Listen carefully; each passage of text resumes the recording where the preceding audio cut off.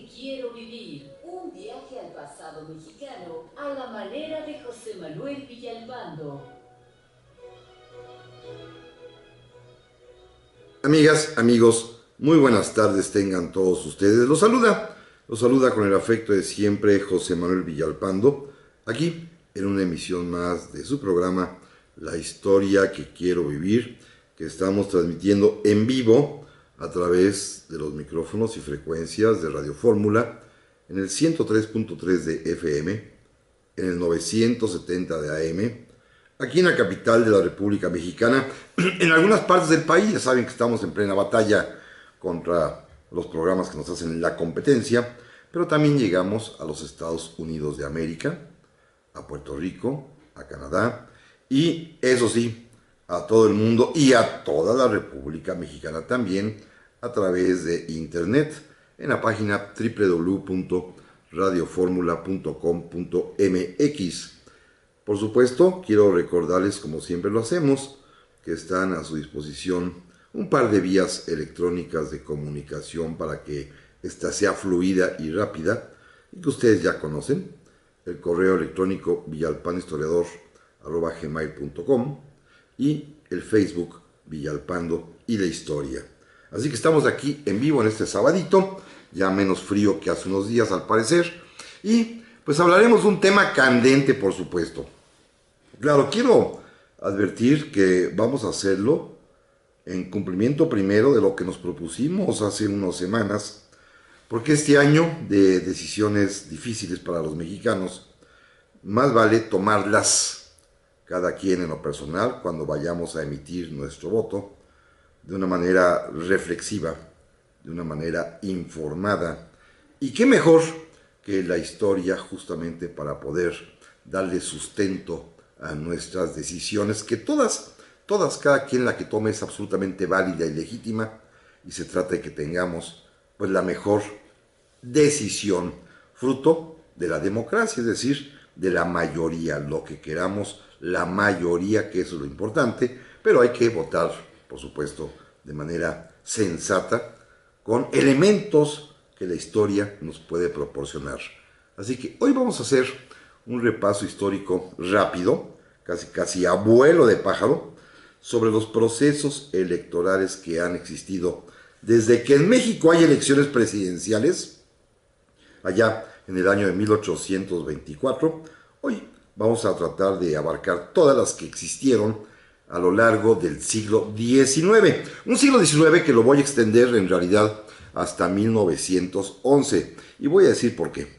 En ese tiempo, entre 1824 y 1911, nos rigen varias constituciones. Miren, la primera, la de 1824, después la de 1836, enseguida la de 1843. En 1847 regresamos de alguna manera a la de 1824. En 1857 pues tendremos la de ese mismo año, que se va a extender en su vigencia justamente hasta 1911.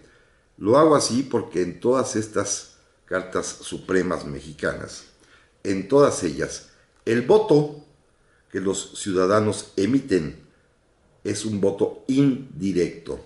Es decir, los ciudadanos no votan por el presidente, votan por un elector, que a su vez o bien es quien vota por el presidente, o vota por un diputado que va a elegir al presidente, o vota finalmente de alguna manera en un colegio electoral para elegir al presidente. Pero el pueblo, los ciudadanos, no votan directamente por el presidente, mismo sistema que copiamos, como muchas otras cosas, de la Constitución de los Estados Unidos de América. Así que el siglo XIX, que además nos sirve de frontera cronológica para el programa del día de hoy, también coincide en que es un siglo en el cual, repito, los ciudadanos no votan directamente por el presidente. Pero antes de que me olvide, déjenme de una vez agradecer a don Manuel García, que me escribe desde Querétaro. Muchas gracias, nos manda un saludo y dice que le hacemos agradable la sobremesa. ¡Qué bueno! Me da mucho gusto. Y dice que si en alguna otra época de la historia había tal hartazgo, desesperanza, indiferencia hacia los candidatos presidenciales. Yo creo que sí. Todas estas condiciones que usted me ha planteado, don Manuel, la desesperanza, el hartazgo, la indiferencia, son un tanto cuanto subjetivas, es decir, no podría yo asegurarlo históricamente porque no constaría en documentos, pero estoy seguro que la misma sensación que hoy sentimos, sentían también por allá en el siglo XIX, como ahorita platicaremos. Don Rolando Orozco también, muchas gracias por su saludo. Don José Naum me dice que sin toda la historia de México, en las elecciones presidenciales en las que han participado los ciudadanos, ¿habrá existido alguna donde no se pongan en duda los resultados, donde se haya respetado el voto popular? Yo creo que sí, Simplemente déjeme enumerarles rápidamente algunas. La de don Guadalupe Victoria fue indiscutible. La primera de Antonio López de Santana es indiscutible. La primera de Benito Juárez es indiscutible. La primera de Porfirio Díaz es indiscutible. La de Madero es indiscutible. La de Carranza es indiscutible. Va a ser indiscutible, fíjense bien lo que voy a decir. La de Gustavo Díaz Ordaz es indiscutible. Es indiscutible la de Luis Echeverría. Es indiscutible la de José López Portillo. Máxime, no tuvo contra quién competir. Es indiscutible, como ustedes bien lo saben, la de Vicente Fox. Ahí no hay duda alguna en todas estas, Pero bueno, de eso hablaremos seguramente ya más tarde cuando entremos en materia. Por hoy quiero empezar simplemente también agradeciendo a don Carlos Prado, que me saluda, don David Rogués, que también dice que está haciendo acto de presencia, don Pedro Rodríguez León desde el barrio San Miguel, Iztapalapa. Muchas gracias a todos ustedes y vamos a entrar de una vez. Fíjense, un tema interesante e importante. A lo largo de todo el siglo XIX, en estas constituciones de las que yo he hablado, primera condición, el voto está reservado exclusivamente para los hombres. Las mujeres no votan en el siglo XIX, cosa que todos sabemos por qué. Se ha hecho mucha propaganda de esto que verdaderamente nos tardamos los mexicanos en hacerlo. Fue hasta 1953-54 cuando gobernaba el presidente Adolfo Ruiz Cortines, que se le concedió, se le reconoció a la mujer el derecho de votar, pero en el siglo XIX, que es el tema de hoy, no votaban. Segundo, votan los hombres que son ciudadanos. Este es un tema interesante en el que me detengo rápidamente. ¿Quiénes son los ciudadanos? Bueno, en la Constitución de 24 no lo dice, lo deja a las legislaturas locales, pero leyéndolas se entera uno que son ciudadanos los hombres mayores de 21 años de edad si son solteros o mayores de 18 si son casados. En 1836 cambia un poquito la definición de ciudadano. Siguen siendo hombres mayores de 21 solteros, mayores de 18 casados, pero fíjense bien lo que hicieron en 36 en un gobierno conservador. Y que tenga o que acredite un capital o un ingreso o una fuente de empleo que le proponga, que le produzca al menos 100 pesos de aquel tiempo al año.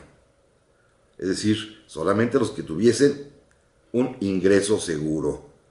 En 1843 complicaron más este requisito agregándole el detalle de que ya no bastarían 100 pesos, sino 200 pesos al año de capital o de ingreso o de sueldo, siendo, por supuesto, hombre mayor de 21 si es soltero o mayor de 18 si es casado. Y en la de 1857 ya quitaron este requisito un tanto cuanto discriminatorio a quienes tuviesen ese ingreso y se estableció únicamente que votarían los hombres mayores de 21 años de edad solteros o de 18 casados y que tuviesen, escuchen amigos que es muy bonita esta frase, un modo honesto de vivir. Es precioso, ¿no? Un modo honesto de vivir. Eso es muy bonito. No se ha definido qué sea exactamente, pero todos imaginamos que es lo contrario, lo cual es un modo no honesto de vivir. Esto creo que todos lo entendemos. Pero bueno, vamos a hacer el recuento de estas elecciones a lo largo del siglo XIX. Me voy un poco rápido. Una parte de ella, la primera, ya la platicamos hace algunas semanas. No voy a enumerar los votos de cada candidato porque son votos electorales. No son representativos de la población, pero sí voy a hacer énfasis en los porcentajes de votación que cada candidato alcanzó en cada una de las elecciones presidenciales. También me voy a brincar todos los gobiernos de facto que tuvimos. Recuerden que en el siglo XIX, sobre todo la primera parte, antes de que llegara don Benito a la presidencia, México fue un desorden presidencial, en el sentido de que parecía el juego de la silla y era un cambio y rotación tremenda en el que en 40 años tuvimos 50 presidentes, es decir, duraban menos de un año en promedio cada presidente y alguno de ellos como Antonio López de Santana, que nos gobernó en 11 ocasiones, si ustedes suman los días efectivos que en esos 11 tramos gobernó Santana, dan menos de 6 años. Fíjense nada más. Así que un dictador no es, ¿eh? Es simplemente un juguetón de la presidencia que hizo uso verdaderamente como payaso de ella, pero no es dictador.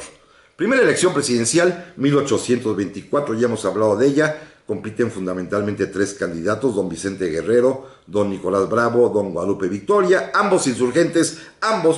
los 3 insurgentes, los 3 subordinados de José María Morelos y Pavón, y la elección presidencial, como ya sabemos, la va a ganar don Guadalupe Victoria con, aquí viene lo importante, esto es lo que nunca se ha hablado en el radio, vamos a hablar de los porcentajes de la elección.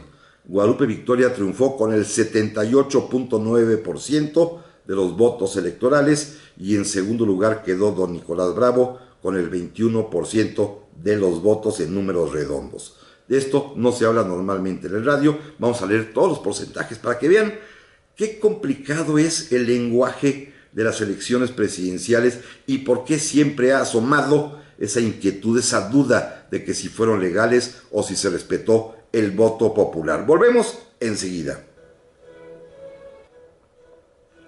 Y estamos aquí, amigas, amigos, para este segundo bloque de esta tarde. Gracias, muchas gracias. Se me olvidó decir a don David Rogués, que está con su señora esposa, doña Antonieta, así que saludos a ambos, se los aprecio mucho. A doña Evangelina Amaya, que ya saliste en la clase, dice, ponga en mi punto de asistencia, por supuesto que lo tiene usted. Lalo Núñez, nuestro amigo, me dice que, bueno, que gracias por, estamos en vivo, muchas gracias, que hoy se presume del avance tecnológico para conocer el resultado inmediatamente terminando la elección, con los conteos rápidos, etcétera, y que antes, ¿cómo era? Bueno, antes era larguísimo. Imagine usted los días en que no había medios de comunicación, ya no digo electrónicos, ni el telégrafo, pues se tardaban 2 o 3 meses en conocer el resultado de la elección en los primeros tiempos, es decir, cuando llegaba la noticia, por ejemplo, de Guadalupe Victoria, que fue electo contando votos electorales en el Congreso, para que llegara hasta Sonora, tardaron 2 meses en conocerlo, Es decir, sí era una cuestión muy, muy distinta. También aprecio mucho a doña Adriana Ramírez Cano, que está de acuerdo en el uso de la historia como una herramienta para la toma de decisión política. Gracias.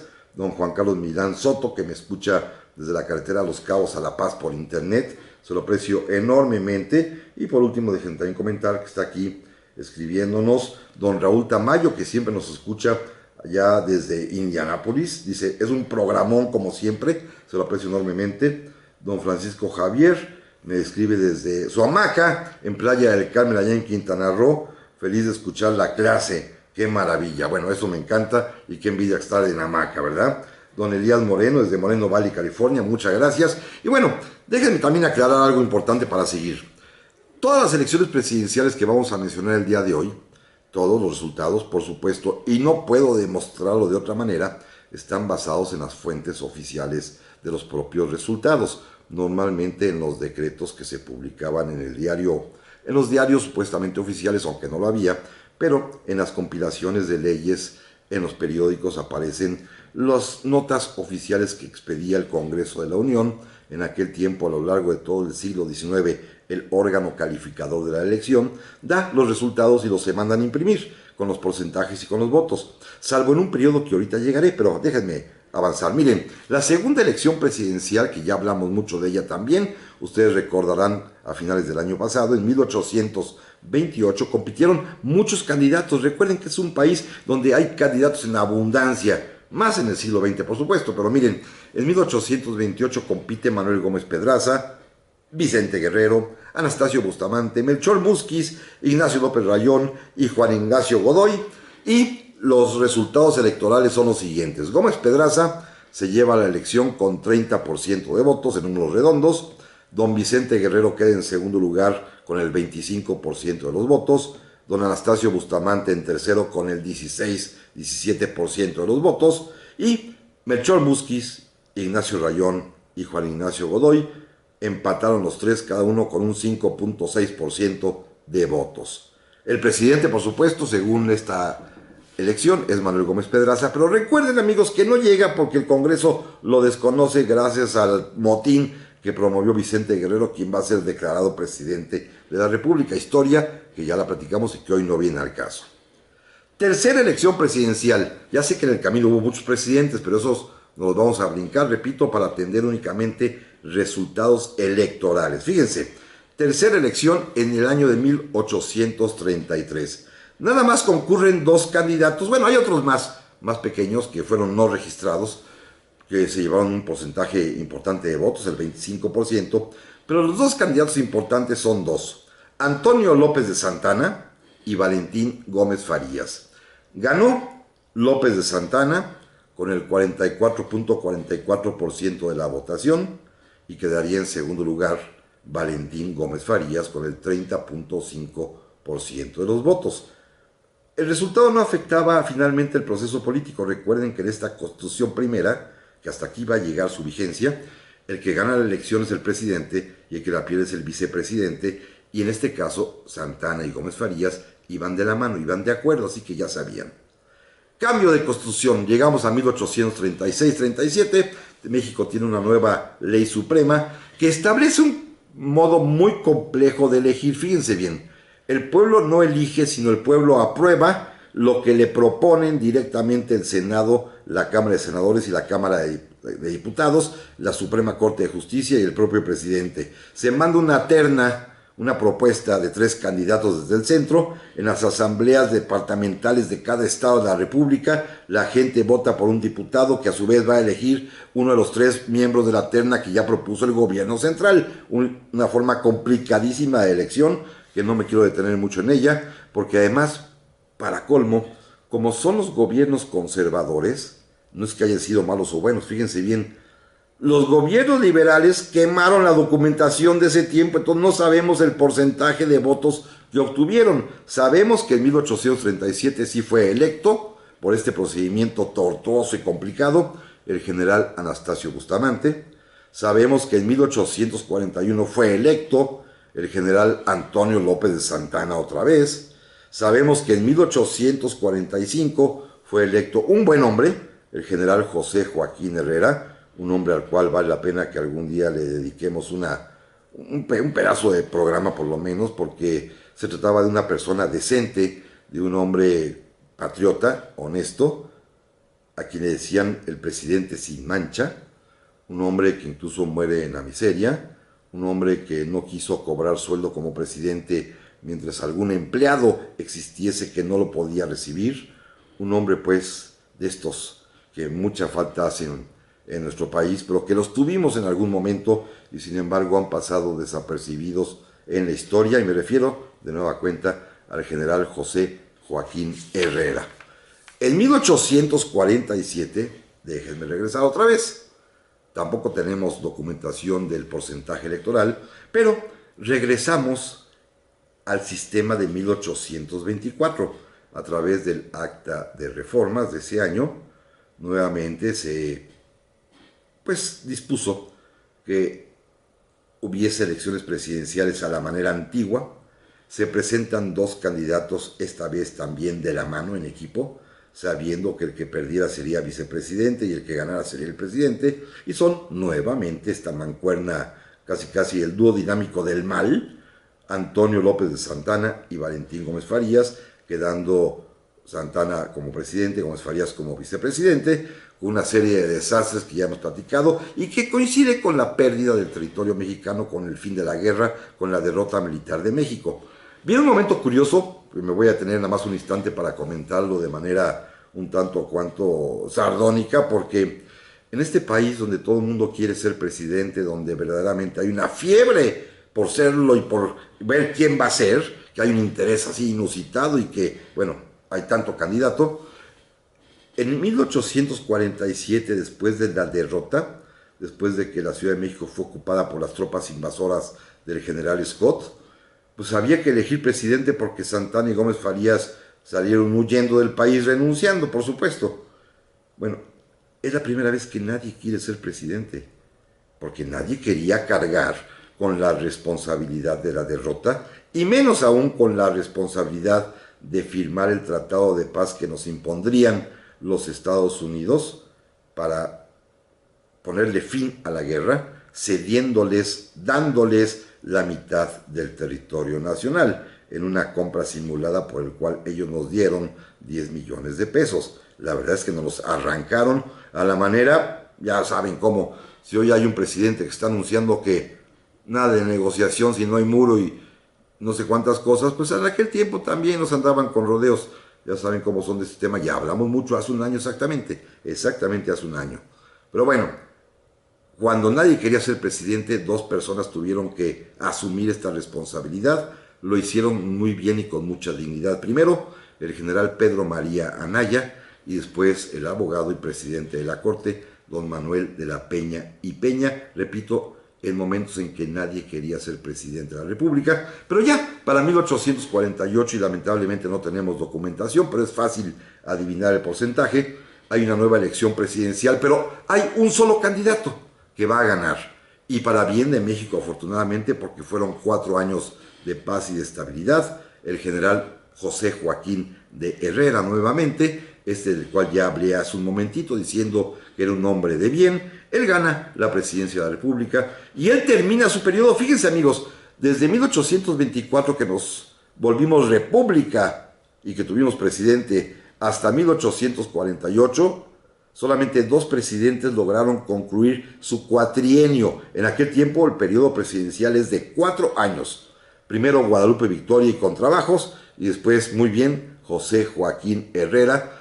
Él, gracias a que México tenía el trauma de la guerra perdida, estábamos tan bocabajeados que nadie se le ocurrió levantarse en armas, y él pudo entregar el poder a su sucesor, que fue el general Mariano Arista, electo a finales de 1851, en una competencia a la cual no tenemos porcentajes, pero derrotó al general Nicolás Bravo, a don Luis de la Rosa, y finalmente pues Mariano Arista se va a convertir en presidente de la República.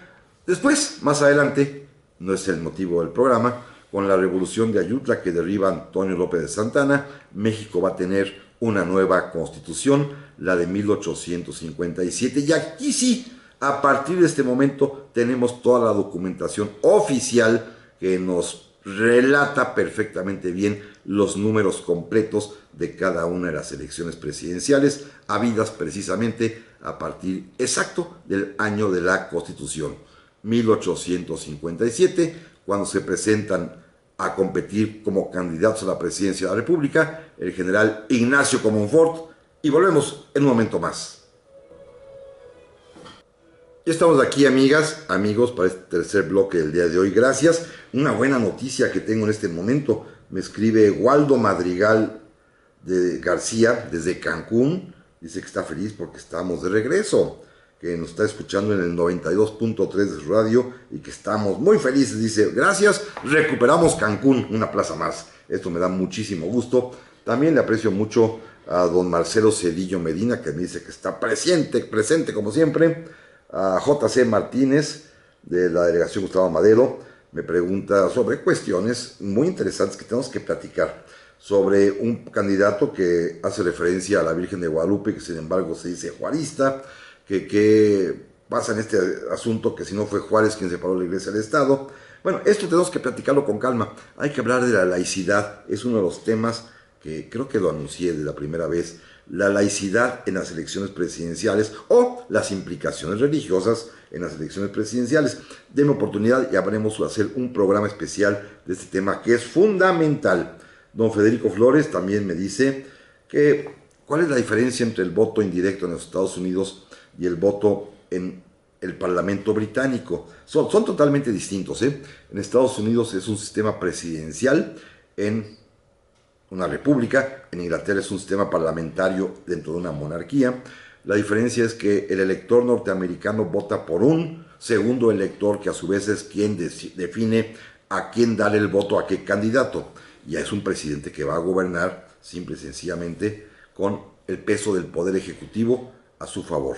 En Inglaterra no, el pueblo vota directamente por sus diputados, esos diputados integran la Cámara y gana y gobierna el primer ministro, que es el líder del partido que tiene más diputados. Es muy sencillo, no tiene mayor dificultad. Pero bueno, vamos a regresar rápidamente. No, creo que no hay correo, no, ya no hay nada.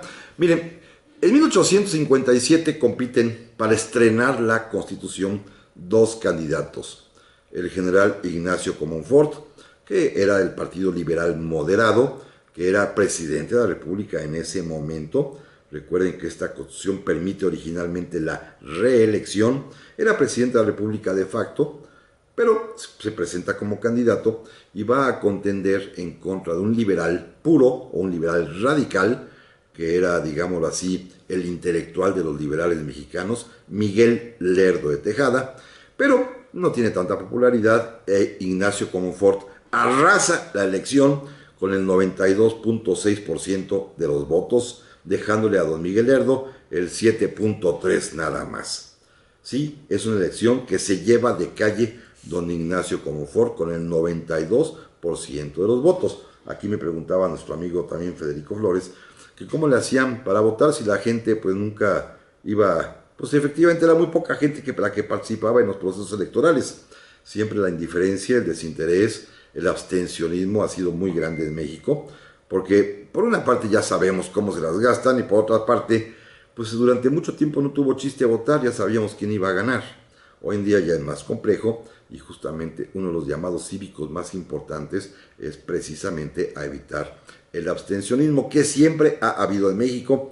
Las cifras oficiales, por supuesto, las que estoy comentando en este momento, no lo reflejan, pero es evidente que era muy poca la gente que podía ir a votar o que quería o que le interesaba ir a votar. Pero Comonfort, pues, en 1857 arrasa con el 92% de la votación.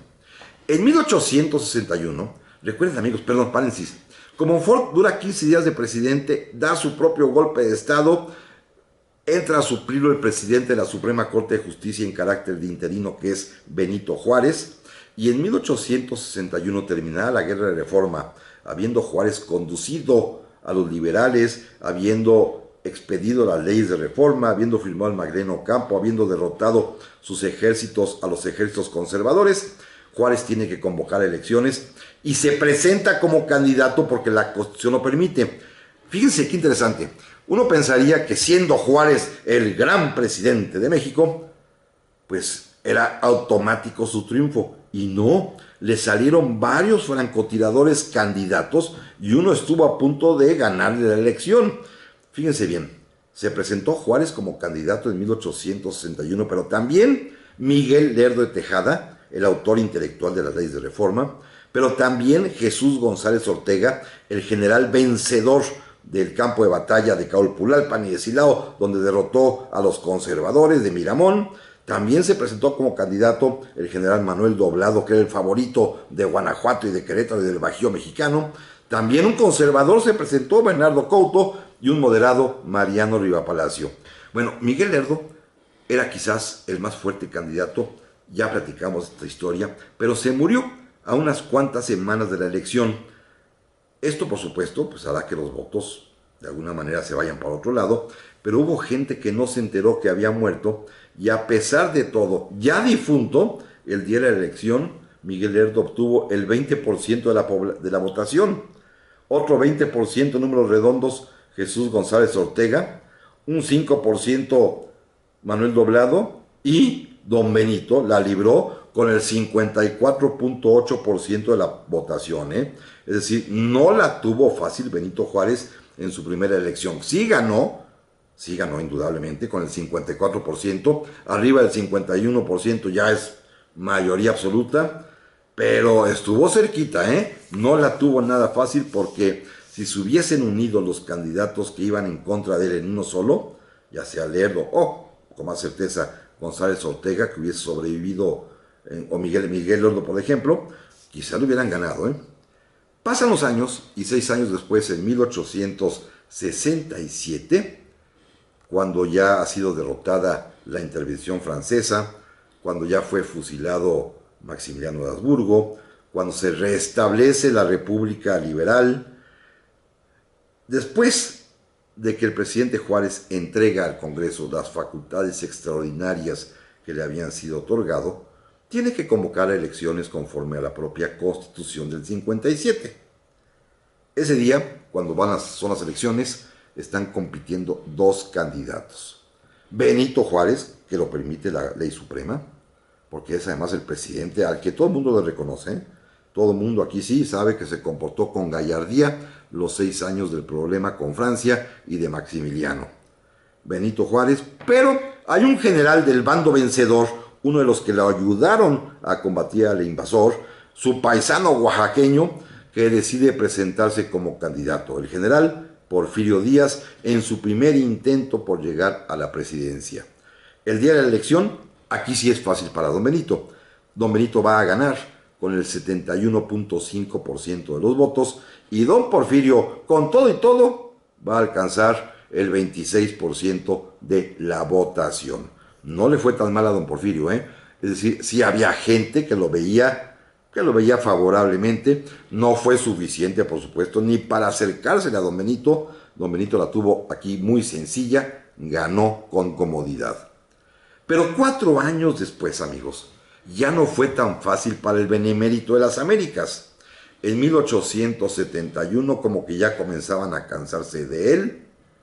Y fíjense que don Benito, que vuelve a presentarse para competir por la reelección, porque quiere seguir siendo presidente. Recuerden que don Benito dejó de ser presidente porque se murió, ¿eh? Y si no muere ese día y muere más tarde, se hubiese quedado más tiempo y se aventó 14 años de presidente. Es el segundo presidente con más duración en el cargo. El mayor, por supuesto, es don Porfirio, el otro es Benito Juárez. Es decir, entre los dos oaxaqueños se avientan casi 45, 44 años de gobierno, ¿eh? Así son aquellos personajes, por supuesto. Fíjense, en 1871 compiten el propio presidente Benito Juárez, vuelve a lanzar su candidatura Porfirio Díaz, pero también quiere ser presidente ya otro miembro del gabinete, Sebastián Lerdo de Tejada, y la elección queda así. Benito Juárez va a obtener el 47% de los votos. Fíjense, ya cayó del 71% en anterior al 47%. Porfirio Díaz va a obtener 28%, subió 2 puntitos del anterior, pero Sebastián Lerdo va a alcanzar 23%. Es decir, al presentarse Lerdo como candidato le quitó en realidad 20 y tantos puntos a Benito Juárez. El voto juarista es el que se divide entre Juárez y Lerdo, y don Benito la libra por la mínima. No alcanza la mayoría, pero sin embargo es el que tiene más votos con el 40%, 47%, y logra hacerse presidente. En el 72, al año siguiente, porque Juárez fallece, Sebastián Lerdo tiene que convocar elecciones y Lerdo arrasa. Aquí sí se la lleva de calle con el 92% de los votos, y don Porfirio, que vuelve a presentarse como candidato, nada más obtiene el 7%. Aquí le fue mal al general Porfirio Díaz y muy bien a Lerdo, que triunfó con 92%, y en 1876 va a ratificar su triunfo. Va a ganar con el 90% de la votación contra José María Iglesias. Don Porfirio no compite e Iglesias obtiene casi el 8%, pero es la primera vez que se habla de fraude electoral. Nadie cree que Sebastián Lerdo pueda ratificar su triunfo con más del 90% de la votación, y don Porfirio, ya desde fuera no compitió, va a lanzar el plan de Tuxtepec, exigiendo sufragio efectivo, no reelección. Fíjense, Porfirio Díaz es el inventor del lema sufragio efectivo, no reelección, porque nadie creyó que Sebastián Lerdo haya vuelto a reelegirse con más del 90% de la votación, lo cual por supuesto olía mal. Pues 2 veces seguidas 90%, todo el mundo pensaba, porque ni Juárez alcanzó el 90%, todo el mundo pensaba que Lerdo era un tramposo. Así lo calificaba el propio Porfirio Díaz, que veía con verdadero estupor al que se robaba las elecciones Lerdo de Tejada. Claro, don Porfirio le aprenderá muchísimo él. Volvemos enseguida. Y estamos aquí, amigas, amigos, para este último bloque del día de hoy. Muchas gracias a las personas que se han tomado la molestia de escribirme, como por ejemplo don Iván García. Me dice que ¿por qué no abro mi cuenta de Twitter? Ay, no, francamente no. Les voy a decir por qué. Primero, ya sé que no es pretexto, pero a los 60 años ya no estoy en disposición de estar aprendiendo tecnologías. Con trabajos pude el Facebook y el YouTube, ya con eso tengo. Y la verdad, dedicarle más tiempo a eso, a las redes sociales, para mí implica dejar de leer. y prefiero, hay cosas muy interesantes que leer. Ya les recomendaré algunos libros que me he conseguido estos últimos días, novedades interesantísimas, que se los voy a anticipar. Miren, hay un libro muy bueno, que es la historia oral de Porfirio Muñoz Ledo. Vale mucho la pena. No tiene uno que ver si es partidario o no del personaje, no tiene uno que ver de que uno es partidario de qué partido político o no, simplemente como libro de historia de un hombre que está recordando lo que vivió de las épocas de Manuel Ávila Camacho hasta nuestros días. Es una estupenda experiencia de lectura, lo acabo de comprar ayer y francamente este fin de semana se lo voy a consagrar a Porfirio Muñoz Ledo, porque hay que estudiar y leer y saber lo que piensan todo este tipo de gentes que sobre todo fueron testigas de momentos muy importantes de la vida en su juventud. Él habla de Ávila Camacho y más adelante pues habla de los momentos en que le tocó participar ya desde la época de López Mateos. Imagínense, es un testigo privilegiado que además se da el lujo de narrar su historia, porque es una serie de entrevistas, y eso es lo que voy a hacer este fin de semana, así que el Twitter lo puedo posponer. David, le agradezco infinitamente, me ha escrito también a su momento. Viviana Cejudo, desde Morelos, dice que ya nos escucha ya. Pues sí, doña Viviana, es que a veces perdemos batallas, pero ya ganaremos. Dice que es una verdadera lástima. Regresen, por favor, lo haremos, se lo prometo, poco a poco. Marcelo Cedillo volvió a escribirme que gracias. JC Martín igualmente, gracias. Bueno, vamos hacia el final del día de hoy. Decía yo que en 1877 cae finalmente Sebastián Lerdo de Tejada.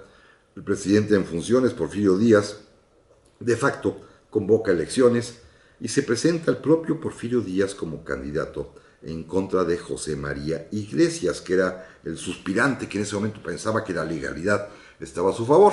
Don Porfirio, que es un taimado, es un gran político, presenta mejor su candidatura a las elecciones y logra arrasar el voto electoral. Fíjense, amigos, con el 95.9%. En esa primera vez que es candidato, seguramente fue legal, no tengo duda alguna. Era un hombre con una popularidad inmensa. Y el pobre José María Iglesias nada más alcanzó casi el 5% de la votación. Repito, 1877, primera elección de Porfirio Díaz, y la arrasa con el 95%. Pero ustedes recuerden que en el plan de Tuxtepec había pedido el propio Porfirio la no reelección. La Constitución había sido modificada para no permitirlo, entonces en el siguiente periodo tenía que retirarse, y ya sabemos la historia, le iba a dejar la presidencia a su compadre Manuel González, pero había que hacer la ficción de las elecciones, y Manuel González sabía que iba a ganar, la maquinaria porfirista operaría en su favor, pero otros amigos de don Porfirio no supieron que esto era una trampa, ni que había un pacto entre compadres, y se presentaron como candidatos de alguna manera independientes. Casi es la primera vez que hay candidatos independientes en este tiempo. Justo Benítez, que era amigo de Porfirio, el general Ignacio Mejía, otro oaxaqueño que había sido secretario de guerra con don Benito Juárez en la época de la intervención, el general Trinidad García de la Cadena, amigo de don Benito y amigo también de don Porfirio, el abogado Manuel María Zamacona, también amigo de don Porfirio, y el famoso jurista y abogado jalisciense Ignacio L. Vallarta. Ellos se fueron con la finta, pensaron que de veras don Porfirio se retiraba a la buena y que abría el juego electoral por aquello del sufragio efectivo y la no reelección. Claro, Manuel González va a ganar con el 76% de los votos. En segundo lugar quedará Justo Benítez con el 9%. En tercero, Trinidad García de la Cadena con 7%. En números redondos, Ignacio Mejía con el 3%. Y Zamacona y Vallarta con un 1% cada uno hasta el final, y con esto gana Manuel González, y fiel al pacto que había celebrado con su compadre Porfirio Díaz, 4 años después le va a devolver la silla presidencial, claro, mediante la elección presidencial. A partir de aquí, don Porfirio es un hombre celosísimo, pulcro, cuidadoso con la forma constitucional. Va a reformar la Constitución para poder regresar, y la va a reformar para poder quedarse, permitiendo la reelección indefinida del presidente de la República. Es muy listo, ¿eh? Va a cuidar siempre, de manera muy peculiar, la forma de la ley. Primera elección, este nuevo periodo, 1884. Disculpen ustedes. Porfirio Díaz en el 84 va a competir por primera vez contra su eterno candidato, un hombre que aparece y se va a convertir en el rival enconado del presidente y que va a ser un personaje digno de películas. ¿Ustedes se acuerdan de aquella hermosísima película mexicana que habla precisamente sobre don Porfirio? Esta, cuyo nombre se me acaba de olvidar, ¿verdad? En la que sale Joaquín Pardavé y Fernando Soler. Bueno, ahí aparece México de mis recuerdos, ya me acordé. Ahí aparece la figura de don Nicolás Zúñiga y Miranda, que se decía presidente legítimo porque en cada ocasión acusaba que don Porfirio le había robado la elección. Bueno, aparece don Nicolás en 1884 compitiendo contra Porfirio Díaz y aquí comienza la magia electoral mexicana. Don Porfirio arrasa esa elección con el 98.2% de los votos y don Nicolás Zúñiga y Miranda únicamente alcanza el 1.8%. Maravilloso, ¿eh? La maquinaria electoral porfiriana, bueno, el PRI se quedó corto en el siglo XX, ¿eh? Don Porfirio fue un mago de las elecciones. 1888, porque, fíjense amigos, lo interesante es poder hablar de esto, pero con los datos en la mano, los datos oficiales. Elección presidencial de 1888. Porfirio Díaz nuevamente contra Nicolás Zúñiga y Miranda. Porfirio Díaz, ¿cuánto creen? 99.9% de la votación y Nicolás Zúñiga y Miranda el 0.01% de la votación. De ese tamaño. 99.9%. Magistral, ¿no? Pero en 1892, 4 años después, recuerden que siguen siendo cuatrienios, don Porfirio obtiene el 99.87% de la votación. Don Nicolás Zúñiga y Miranda, el 0.12%. Ya subió tantito. Tantito subió don Nicolás, afortunadamente, quiere decir que tenía alguno que otro partidario. Don Porfirio pues no pudo llevarse el 100%, 99.87%. Pero fíjense lo que estamos hablando, ¿eh? Don Porfirio está literalmente llevándose de calle completamente las elecciones y donde perdió ya el pudor electoral es en la siguiente, la de 1896. Nuevamente en ese año, dos candidatos, Porfirio Díaz y Nicolás Zúñiga y Miranda. Además, nadie se atreve a presentarse de candidato contra Porfirio Díaz, ¿eh? Es otra realidad. Don Porfirio en 1896 alcanza, primera vez, 100% exactito. Y don Nicolás Zúñiga y Miranda, nomás el 0%. La misma hazaña la vuelve a repetir en el año de 1900. Porfirio Díaz vuelve a contender por la reelección para ser presidente una vez más y alcanza otra vez el 100% de la votación. Don Nicolás Zúñiga y Miranda, que también compite, nuevamente se va a quedar en 0%. 1904, una más. Nuevamente los mismos dos candidatos, Porfirio Díaz y Nicolás Zúñiga y Miranda, que yo creo que nada más era un palero que se prestaba para aparecer en las boletas y para que pues se diese al mundo una imagen de que había democracia, de que había dos candidatos. Pero en 1904, don Porfirio alcanza otra vez, por tercera vez consecutiva, el 100% de la votación y don Nicolás el 0%. Además, en 1904 ya se modifica el régimen de cuatrienal a sexenal y la siguiente elección va a ser en 1910, ya más complicada, más complicada porque ya don Porfirio Díaz no está solo tampoco don Nicolás, sino que aparece un tercer candidato.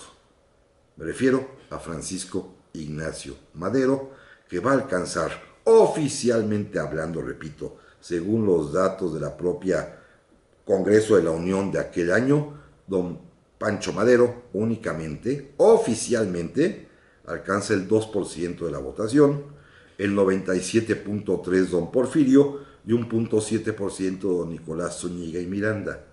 Fíjense bien, el fraude en toda su expresión, porque es imposible pensar que Madero, que recorrió el país entero, solamente levantó pasión en el 2% de los ciudadanos. Evidentemente no, hay un fraude descarado. Finalmente estalla la Revolución Mexicana y la última elección presidencial de este periodo del voto indirecto del siglo XIX, en realidad histórico mexicano, es la que sucede en el año de 1911, cuando compiten 3 candidatos: Emilio Vázquez Gómez, un intelectual revolucionario; Francisco León de la Barra, el que había sido presidente interino a la renuncia de don Porfirio; y el propio candidato de la Revolución Mexicana, el que pidió la democracia en México, el apóstol de la democracia en realidad, Francisco Ignacio Madero. Y en las cuentas finales de, de esta elección de 911 arrojan los siguientes datos: Madero arrasó la elección con el 99.2% de los votos. En segundo lugar quedó Francisco León de la Barra con el 4%, y en tercer lugar, con el 1%, don Emilio Vázquez Gómez. Madero también arrasó con más del 99% de la votación en esta última elección, repito, de nuestro siglo XIX, del voto indirecto, para que la semana que entra hagamos también un repaso igualmente a vuelo de pájaro de las elecciones del siglo XX. Por lo pronto, gracias, muchas gracias, le aprecio mucho a Daniela García en la producción, a don Raúl Cruz en los controles, y a ustedes, amigos, pásenla muy bien, que tengan una gran semana, y aquí, primero Dios, nos escucharemos en 8 días en un programa más de La Historia que Quiero Vivir. Hasta pronto.